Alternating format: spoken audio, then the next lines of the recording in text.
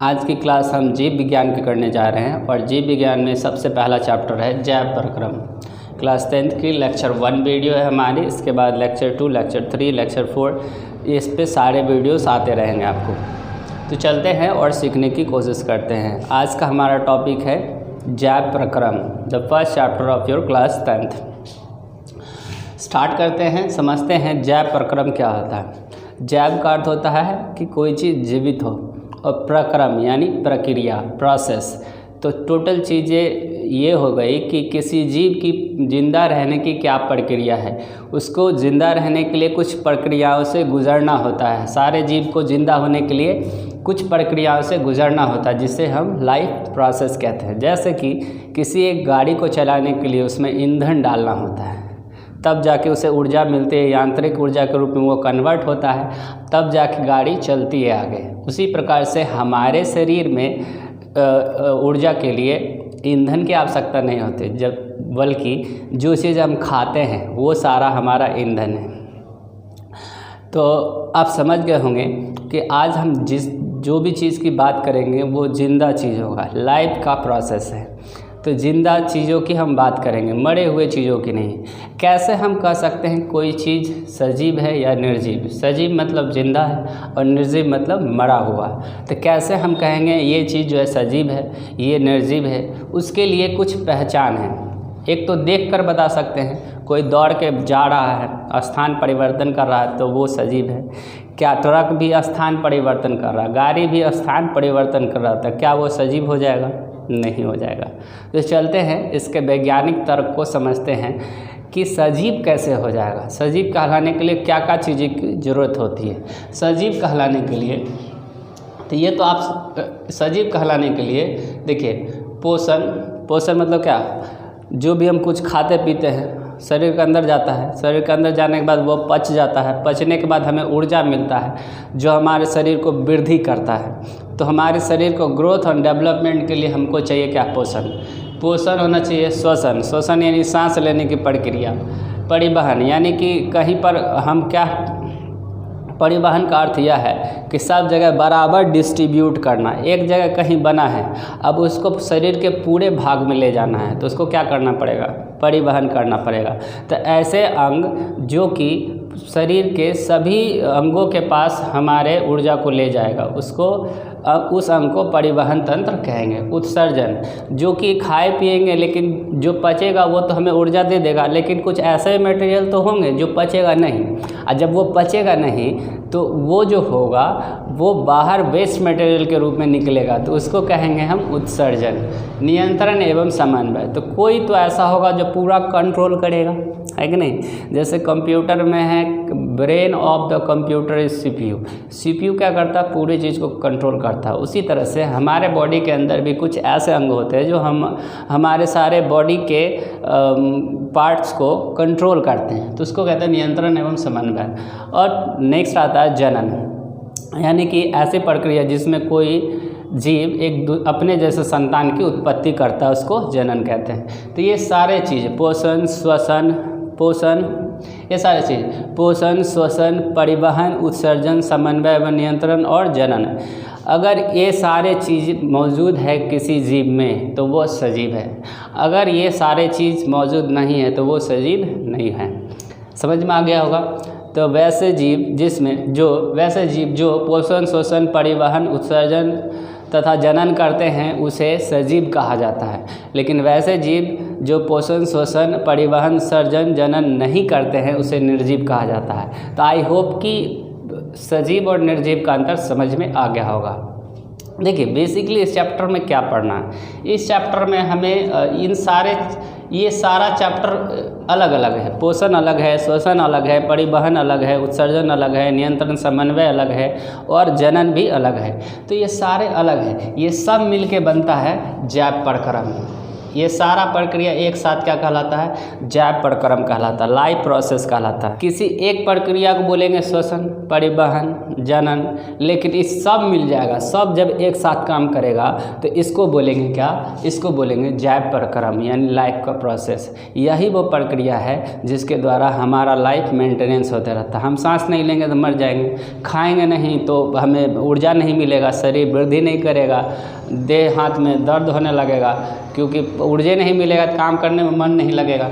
तो ऐसे प्रक्रम जो सामूहिक रूप से अनुरक्षण का अर्थ क्या होता है? मेंटेनेंस, यानी जिंदा रहने के लिए हमें जो सारी चीज़ों की ज़रूरत होती है, जितने सारी प्रक्रियाओं की ज़रूरत होती है, उन सारे चीज़ों को एक साथ क्या कहा जाता है? जैव प्रक्रम।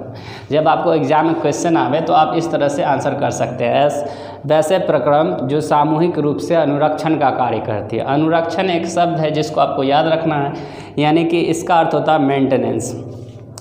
तो कोई भी चीज़ होता है वो अपने मेंटेनेंस करने के लिए कुछ ना कुछ उसमें ज़रूरत होती है। जैसे बल्ब है तो उसको जलाने के लिए बिजली की ज़रूरत होती है, तो बिजली उसके मेंटेनेंस के लिए चाहिए। जैसे जनरेटर है तो उसमें ईंधन लगेगा, फ्यूल लगेगा, गाड़ी है तो उसमें भी फ्यूल लगेगा। हर चीज़ को चलाने के लिए कुछ ना कुछ चीज़ों की ज़रूरत होती है। उसी तरह से हमारे पूरे बॉडी को चलाने के लिए इन सारे प्रक्रियाओं की ज़रूरत होती है। प्रक्रिया बोले तो प्रक्रिया में आता है पोषण, श्वसन, परिवहन, उत्सर्जन, समन्वय एवं नियंत्रण और जनन। तो ये सारे चीज़ आपको याद रखने हैं। ये सारा जब एक साथ काम करना चालू करेगा तो इन सारे प्रक्रिया को एक के साथ इकट्ठे होलसेल भाव में इसको बोलेंगे जैव प्रक्रम। आई होप कि समझ में आ गया होगा कि जैव प्रक्रम क्या है, लाइफ प्रोसेस क्या है।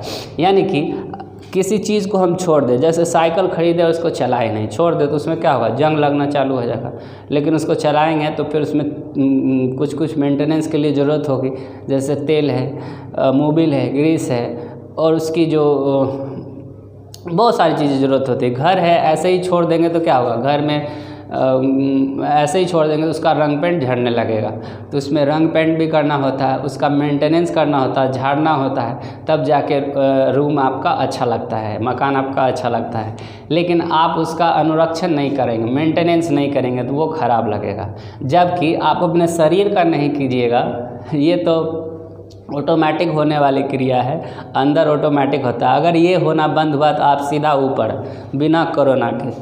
तो आई होप कि ये समझ में आ गया होगा कि जैव प्रक्रम क्या होता है। तो इकट्ठे जब सारा प्रोसेस करेगा तो जैव प्रक्रम कहलाएगा। अब चलते हैं आज के टॉपिक में, हम बात करेंगे पोषण का। किसका? पोषण का। लेक्चर 1 में हम पोषण पे बात करेंगे, और पोषण इस पे हमारा टॉपिक होगा 2।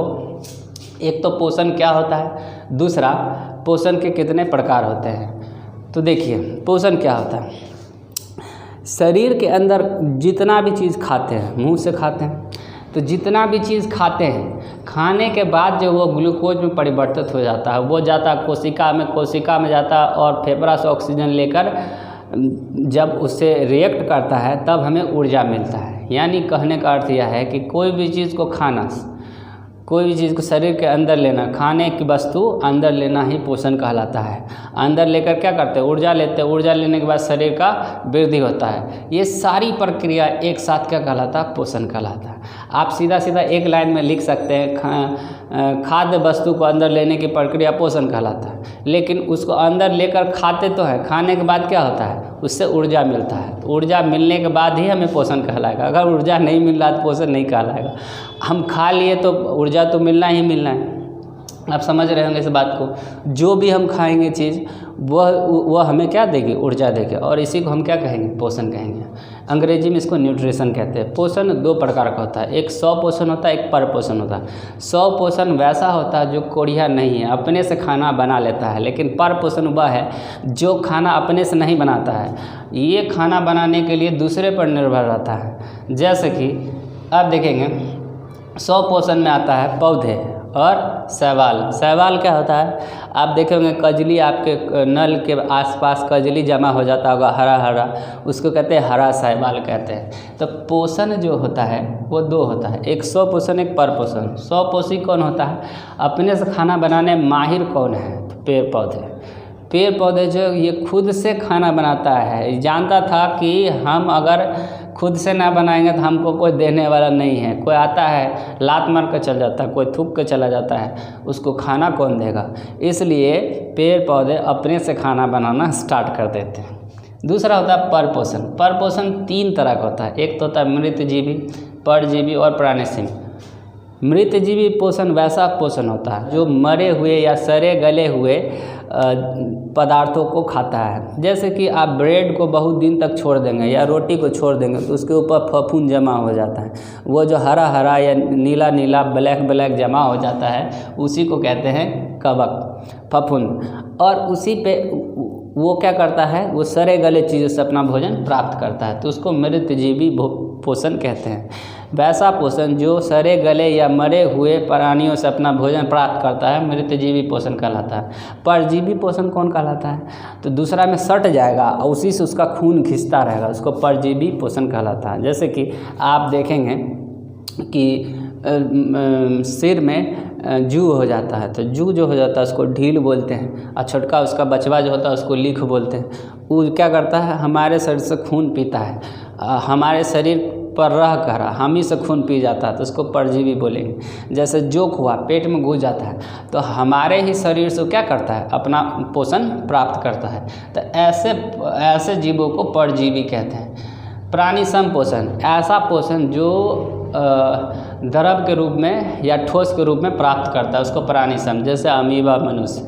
तो हमें मेनली इसमें पढ़ना है पोषण, मेनली हमें पढ़ना है पोषण। पोषण जो है सो सबसे पहले पढ़ेंगे स्वपोषी। स्वपोषी कौन होते हैं, स्वपोषी जो होते हैं ये पेड़ पौधे होते हैं। कौन होते हैं, पेड़ पौधे होते हैं। अब बच्चों को थोड़ा सा ये भी प्रॉब्लम होता है कि पेड़ जो होता है बड़ा होता है, पेड़ जो होता है बड़ा होता है, पौधा जो होता है बचवा होता है। यानी छोटका को पौधा बोलते हैं और बड़ा को पेड़ बोलते हैं। इस बात पर भी आपको ध्यान देना है। तो आज हम समझेंगे स्वपोषी पोषण। स्वपोषी पोषण क्या होता है, पेड़ पौधे करते हैं। यानी जो कोढ़िया नहीं है, अपने से खाना बनाएगा, उसको कहेंगे स्वपोषी पोषण। और वो कौन करेगा, वो करेगा पेड़ पौधा। चलिए, तो पेड़ पौधा जिस प्रक्रिया के द्वारा अपना भोजन बनाता है उसको कहते हैं फोटोसिंथेसिस। फोटोसिंथेसिस, फोटोसिंथेसिस, प्रकाश संश्लेषण। क्या कहते हैं, प्रकाश संश्लेषण। जिस प्रक्रिया के द्वारा पौधे अपना भोजन बना लेते हैं इसको कहते हैं प्रकाश संश्लेषण। देखिए, प्रकाश संश्लेषण, आपको ये चीज़ें आएगी एग्ज़ाम में, प्रकाश संश्लेषण क्या है, ये कैसे होता है, तो आपको बताना है। जिस प्रक्रिया के द्वारा ये भोजन बनाएंगे उसका नाम है प्रकाश संश्लेषण। कोई न कोई प्रक्रिया तो होगा जिसके द्वारा आप भोजन बनाएंगे। आपको चिकन बनाना है तो कोई तो प्रक्रिया होगा, उस प्रक्रिया के द्वारा चिकन बनाने की प्रक्रिया कहलाएगा। अब पौधा जो अपना भोजन बनाएगा ये प्रकाश संश्लेषण प्रक्रिया कहलाएगा। इसमें क्या होगा, इसमें जो होगा ये जो है नीचे से जड़ से लेगा जल, जड़ से क्या लेगा, जल, और वायुमंडल से लेगा कार्बन डाइऑक्साइड, और in the presence of sunlight, sunlight, और क्लोरोफिल भी रहेगा, क्लोरोफिल भी रहेगा। सनलाइट के प्रेजेंट में ये बनाता है C6H12O6 प्लस ऑक्सीजन हमको दे देता है, प्लस H2O जल के रूप में निकाल देता है। चलिए समझते हैं, ये आपका है पौधे के भोजन बनाने का समीकरण है। समझ में आया, फोटोसिंथेसिस का समीकरण है, यानी प्रकाश संश्लेषण होने की प्रक्रिया का समीकरण है। तो देखिए, प्रकाश संश्लेषण, पौधे अपना भोजन कैसे बनाते हैं। आदमी अपना भोजन बनाएगा, अगर खाना रोटी सब्जी बनाना है तो पहले क्या करेगा, सब्जी धो लेगा, आटा को गूंदेगा पानी से, उसके बाद गैस जलाएगा। ऐसा थोड़ा है पहले गैस जला देगा। तो इसी प्रकार से ये कैसे बनाएगा ज़रा देखते हैं। देखिए, कोई पौधा है, ये ग्राउंड है यानी धरती है, तो ये नीचे उसका जड़ है, क्या है, जड़ है, ये नीचे इसका जड़ है, ये जड़ हो गया, और ऊपर हो गया इसका तना। ऊपर क्या हो गया, तना, ऊपर क्या हो गया, तना। ये क्या हो गया आपका शाखा, क्या हो गया आपका शाखा, और इसी में लगा है आपका पत्ती। क्या लगा है, पत्ती, पत्ती लगा है आपका, क्या लगा है आपका, इसी में क्या लगा है आपका, पत्ती लगा हुआ। ठीक है, ये हो गया आपका पत्ती, ये हो गया आपका पत्ती। ठीक है, तो जड़ से जो है जल ले लेता है। देखिए, याद करने का तरीका क्या है, ज से जड़, ज से जल। तो जल किससे लेगा, जड़ से लेगा। जल किससे लेगा? जल से लेगा। ये देखिए जल है H2O। जल किससे लेगा? जल किससे लेगा? जल से ले लेगा। उसके बाद carbon dioxide. Carbon dioxide gas है, ये बाबू गैस जो है ये पूरे वातावरण से लेता है। कहाँ से लेता है? वातावरण से लेता है। कार्बन डाइऑक्साइड ये वातावरण से लेता है। जल कहाँ से ले लिया? जल से। कार्बन डाइऑक्साइड वातावरण से ले लिया। इसका प्रकाश आता है। तो 3 चीज़ें समझ में आ गया। एक चीज़ कि जड़ से ले लेगा जल, जड़ से ले लेगा जल, और खनिज लवण भी इसी से लेगा, जड़ से, क्योंकि पानी में ही घुला रहता है खनिज लवण। कार्बन डाइऑक्साइड ले लेगा वातावरण से, पर्यावरण से। सनलाइट ले लेगा क्या? सनलाइट ले लेगा सूरज से। सूरज आएगा उस पर लाइट डालेगा। और इसके अंदर पत्ता के अंदर रहता है क्लोरोफिल। देखिए ये जो आपका पत्ती है, पत्ती जो होता है, पत्ती जो होता है उसके अंदर क्या होता है? क्लोरोफिल होता है। ठीक है, क्लोरोफिल होता है। पत्ती के अंदर क्या होता है? क्लोरोफिल होता है। ठीक है, देखिए ये आपका पत्ती है। ओके, ये जो पत्ती है आपका, पत्ती के अंदर क्लोरोफिल प्रेजेंट होता है। 3 चीज़ें होती है, एक जल, दूसरा कार्बन डाइऑक्साइड, तीसरा सनलाइट और चौथा क्लोरोफिल। 4 चीज़ें होती है। खाना बनाने के लिए, प्रकाश संश्लेषण के लिए 4 चीज़ें होती है। नीचे जड़ से जल, वायुमंडल से कार्बन डाइऑक्साइड ले लेता है, और उसके बाद सूरज से सनलाइट ले लेता है, और अपने पास है पत्ती में इसका क्लोरोफिल। ये सब जब मिल जाता है तो बना लेता है, ये देखिए कार्बोहाइड्रेट। इसी कहते हैं ग्लूकोज, इसी कहते हैं कार्बोहाइड्रेट। तो कार्बोहाइड्रेट ये इसका भोजन है, इसका खाना कौन है? Carbohydrate, carbohydrate. ठीक है, और ऑक्सीजन हम लोगों को दे देता है। ऑक्सीजन किसको दे देता है? हम लोगों को दे देता है। काहे? जिंदा रहने के लिए।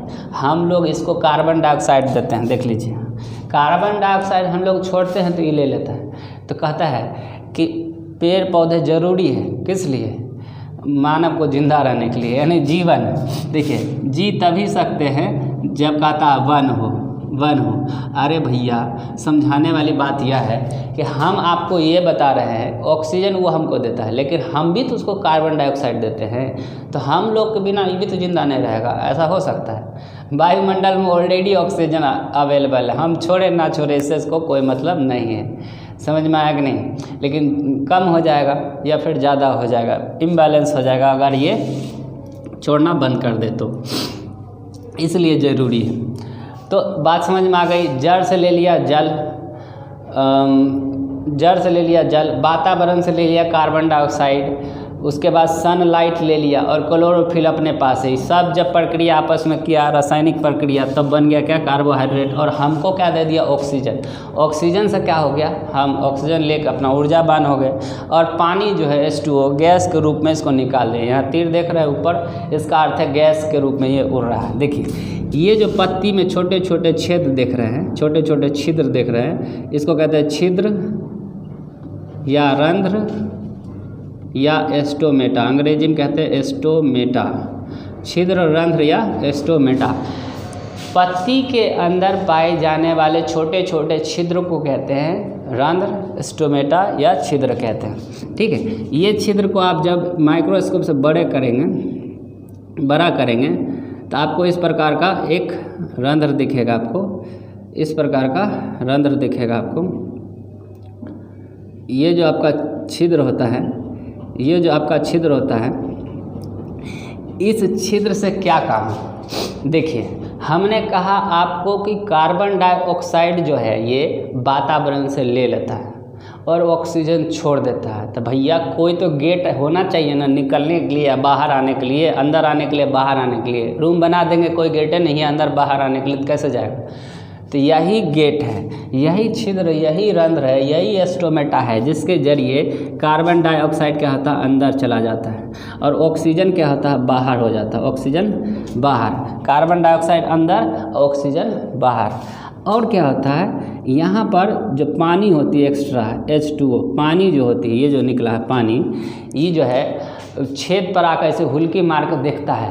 पानी हुल्की मार कर देखता है, बस सूरज ऊपर से जो लाइट मार रहा होता है इसको गर्म कर देता है। अब जानबे करते हैं पानी जब गर्म कर दीजिएगा तो भाप बन जाएगा।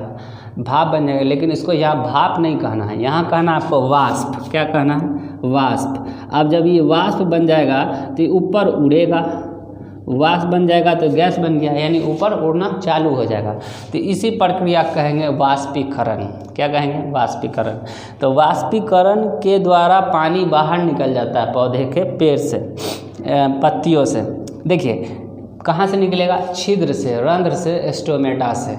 ऑक्सीजन अंदर आएगा इसी छेद से, कार्बन डाइऑक्साइड अंदर आएगा इसी छेद से, ऑक्सीजन बाहर जाएगा इसी छेद से। वाष्पीकरण यानी पानी भाप बन के निकलेगा इसी छेद से। समझ में आ गया? तो रंध्र, छिद्र और स्टोमेटा समझ में आ गया। इससे 3 काम होता है, अंदर जाना और बाहर आना। कोई दिक्कत नहीं है। आई होप कि ये समझ गए होंगे कि रंध्र, छिद्र और स्टोमेटा से क्या होता है। अब समझते हैं जो पत्तियाँ होती है, ये जो पत्तियाँ होती है, इस पत्ती में एक धब्बा होता है। क्या होता है? धब्बा होता है। एक धब्बा होता है जिसको कहते हैं क्लोरोप्लास्ट। क्या होता है? हरे रंग की धब्बा होती है जिसको कहते हैं क्लोरोप्लास्ट। क्या कहते हैं? क्लोरोप्लास्ट। देखिए पत्तियों में हरे रंग के धब्बे को क्लोरोप्लास्ट कहा जाता है। इस क्लोरोप्लास्ट का जब आप माइक्रोस्कोप से देखेंगे तो ये दोहरी झिल्ली संरचना दिखेगी आपको। कैसे दिखेगी? दोहरी झिल्ली। देखिए एगो ये है, एगो इसके ऊपर से है, तो दोहरी झिल्ली हो गई। इसके ऊपर ऐसा गोल गोल दिखेगा, गोल ऐसा दिखेगा, 2 भाग में दिखेगा। ठीक है। और इसके अंदर द्रव भी रहता है, द्रव भी थोड़ा भरा रहता है। ठीक है। तो ये जो द्रव वाले पार्ट को बोलते हैं स्ट्रोमा। ये वाले द्रव वाले पार्ट को बोलते हैं स्ट्रोमा। ये गोल वाला को बोलते हैं गराना। क्या बोलते हैं? गराना। देखिए उसके अंदर द्रव वाले पार्ट को, क्लोरोप्लास्ट को जब हम माइक्रोस्कोप से बड़ा करेंगे तो ये दोहरी झिल्ली संरचना दिखेगी। दोहरी झिल्ली संरचना में एक द्रव भरा होगा जिसका नाम स्ट्रोमा है, और गोल लच्छेदार जैसा संरचना होगा जिसका नाम गराना है। इस गराना दो गराना है, एक गराना ये है, दूसरा गराना ये है। ये 1 हो गया, ये 2 हो गया, 2 गराना।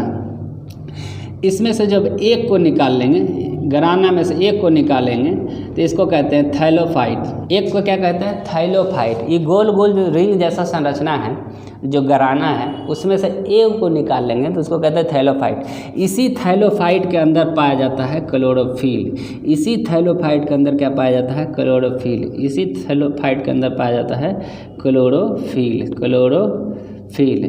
इस क्लोरोफिल के अंदर पाया जाता है लोहा, फेरस। क्या पाया जाता है? फेरस। समझ में आ गया? तो हमने बताया कि पत्ती में क्लोरोफिल मौजूद होता है। पत्ती में हरे रंग के धब्बे होते हैं जिसमें क्लोरोप्लास्ट होता है। क्लोरोप्लास्ट को आप माइक्रोस्कोप से देखेंगे, वो दोहरी झिल्ली संरचना होती है। उसके अंदर द्रव वाला जो पार्ट होता है उसको हम स्ट्रोमा कहते हैं, जबकि गोल संरचना एकदम रिंग टाइप का होता है, लच्छेदार, उसको हम गराना कहते हैं। उसमें से एक को निकालते हैं तो उसका नाम क्या है? थैलोफाइट। थैलोफाइट के अंदर क्या पाया जाता है? क्लोरोफिल। देखिए इतना अंदर में पाया जाता है क्लोरोफिल। अब सीधा आपको पूछ देगा कि क्लोरोफिल कहाँ पाया जाता है, तो सीधा आंसर आप करेंगे पत्तियों में पाया जाता है। बोलेगा क्या आपको कि पौधे का किचन रूम कहाँ है? पौधे का किचन रूम यानी खाना कहाँ बनाता है? तो पत्ती में बनाता है। सिंपल सी बात है, कहाँ बनाएगा? पत्ती में बनाएगा। अब पूछ देगा आपको कि ये कार्बोहाइड्रेट कैसे बन गया, तो ये कार्बन डाइऑक्साइड के टूटने से, अपचयन से। किससे?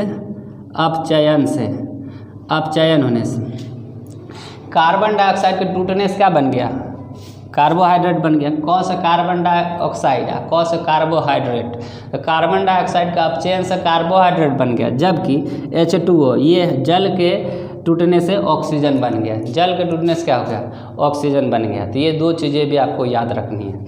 अब आपको पूछा जाएगा कि प्रकाश संश्लेषण के लिए कौन कौन से घटक आवश्यक हैं। देखिए कौन से घटक है आपका जल। सबसे पहले क्या है? नीचे से देखिए, नीचे से हम लेंगे तो सबसे पहले लेंगे जल, दूसरा लेंगे कार्बन डाइऑक्साइड, तीसरा लेंगे सनलाइट, चौथा लेंगे क्लोरोफिल। तो ये चार चीज़ें हो ना, ये क्या घटक है, घटक। उत्पाद क्या है, उत्पाद में आपका आता है C6H12O6, ये हो गया कार्बोहाइड्रेट, ऑक्सीजन और H2O। तो कौन कौन से घटक जरूरी है, यानी कि पौधों को फोटोसिंथेसिस प्रकाश संश्लेषण करने के लिए किन किन चीज़ों की आवश्यकता है। तो ये है आपका जल से लिए जल, ऊपर गए तो कार्बन डाइऑक्साइड, और ऊपर गए तो सनलाइट, और अंदर में पत्ती के अंदर था क्लोरोफिल। ये सारा जब मिल गया तो हमें उत्पाद क्या बना, उत्पाद बन गया हमारे लिए पहले तो पौधा अपने लिए बनाया है तो उसको कार्बोहाइड्रेट मिल गया, फिर हमारे लिए ऑक्सीजन दे दिया, और पानी जो एक्स्ट्रा था उसको भाप बना के उड़ा दिया, जिसको वाष्पीकरण बोला गया। समझ में आ गया कि नहीं। इनमें से कोई एक चीज़ घट गया ना तो पौधे अपना भोजन नहीं बना